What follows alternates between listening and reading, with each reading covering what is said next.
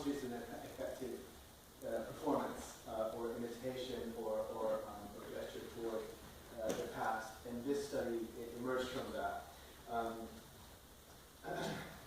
Student says, I guess my question is kind of about radical politics too. You know, like, there is this text I know you are aware of, The Coming Insurrection. It's making the rounds now, and everyone on ZNet is debating, oh, it's nonsense, or oh, it's great. And I was just wondering if you could say a few words about what you presume to be the importance or unimportance of the coming insurrection, and also what your position is specifically on insurrectionary anarchism versus revolutionary politics. Giorgio Agamben, Italian philosopher, very influential response. This book was written by friends of mine, and so it's difficult to answer the question. But this is a peculiar instance of our present situation.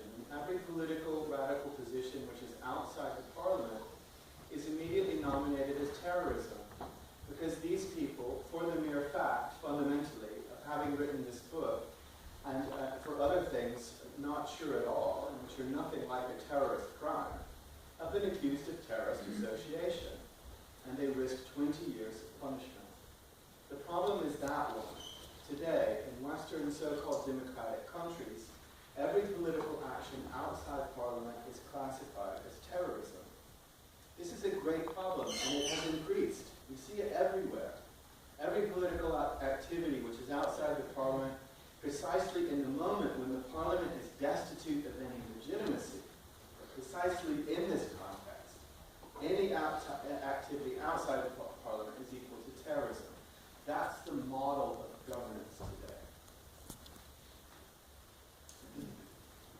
There is today a carefully managed and perhaps actively suppressed news story about recent philosophical interest in the Pauline legacy.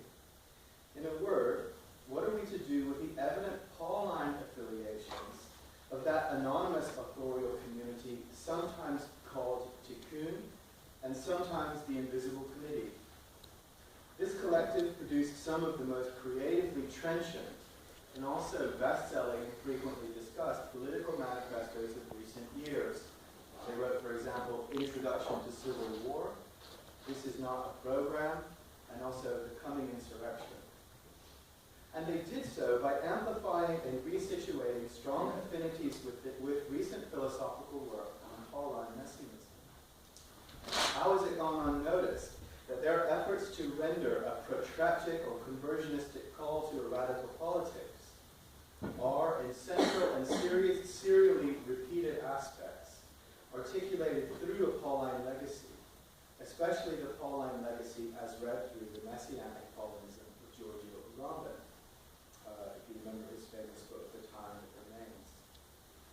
By the same token, why is it that the Paulinism of these groups has not been discussed in relation to the fact that soon enough after the publication of these widely circulated Paulinist manifestos, this group was threatened with the full force of new French anti-terrorist legislation after a major police raid of their commune at Tarnac, France? In his interaction with a perceptive student, Agamben formalizes this event as a name for the governance of our time. As an additional twist of Agamben's proclamation, must we not also say that given the evident Paulinism of the Invisible Committee, our time is therefore also stranded within a Pauline tableau, indeed one in which imperial forces once more threaten the small messianic collective. You see, Miners is simply in the emergence of gesture and how it organizes itself. Even Agamben's offhanded comments to the student repeat what is for him a Pauline and messianic tableau in which pistis, or trust, becomes the name for an anarchic zone within which positive law, actual laws, and constitutional promise are able to turn against each other, to split apart. In this case, the Invisible Committee is definitionally anarchic in the sense that they have articulated a merely trusting solidarity, which secedes from a representational form of governance glossed here by Agamben as parliamentarianism.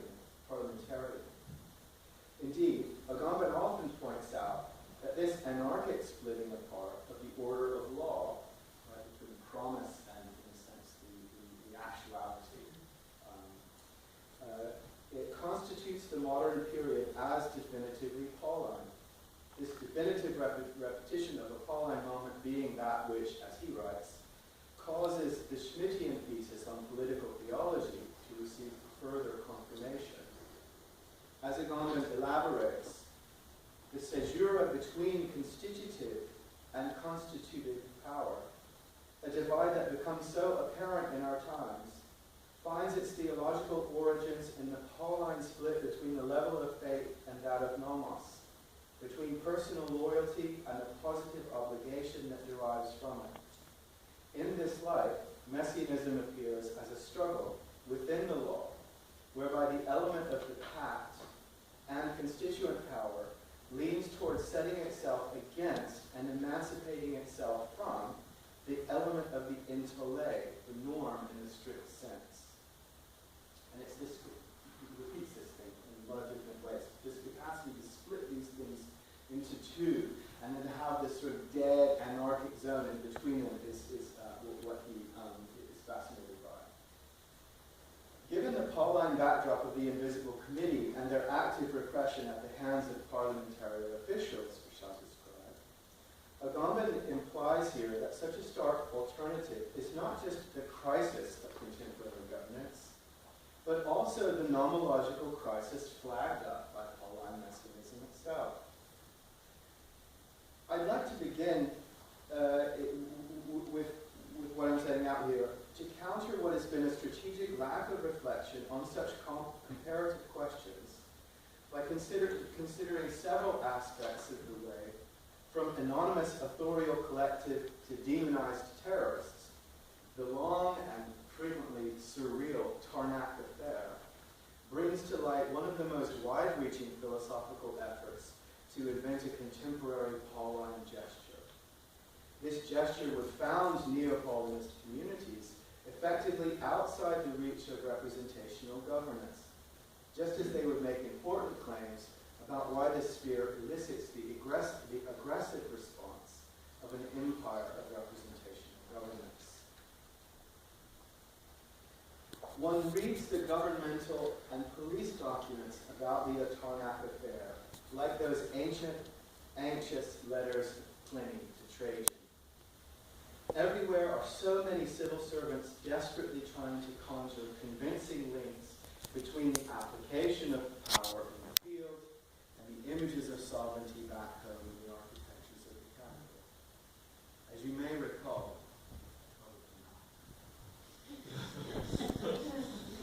in 2008, 150 police officers descended on Tarnac, a scenic village of only 350 or so inhabitants in the middle of France.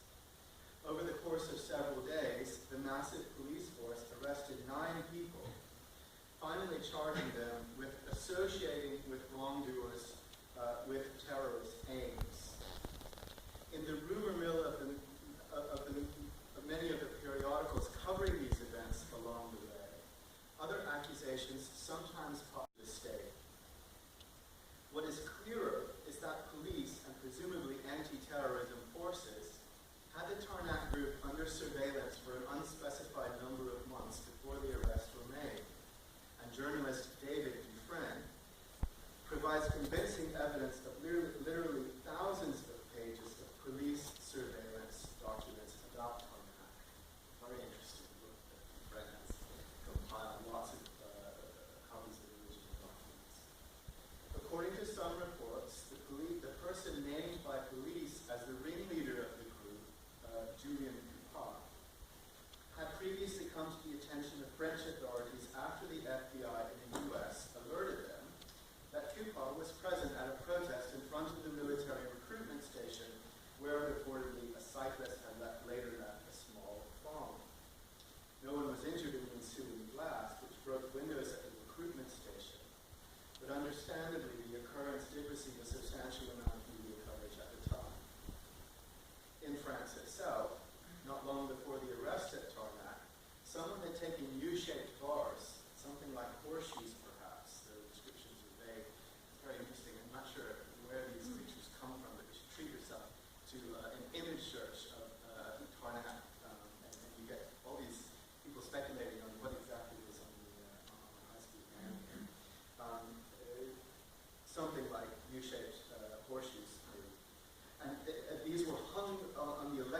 lines of the TGV or the high-speed train, an action which apparently disrupted communication between trains and caused delays for thousands of travelers.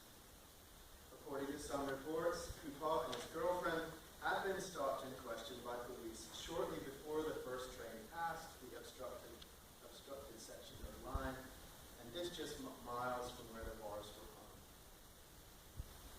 Despite the entirely circumstantial nature of the evidence against them, I think that's safe to say, the so-called Tarnac 9 were held via mechanisms of French anti-terror legislation, which had been passed rather recently under Nicolas Sarkozy. Most were released within days or weeks, though Coupeau was himself held for 6 months, due to a lack of solid evidence, solid forms of evidence against them to substantiate these charges or indeed other suspicions.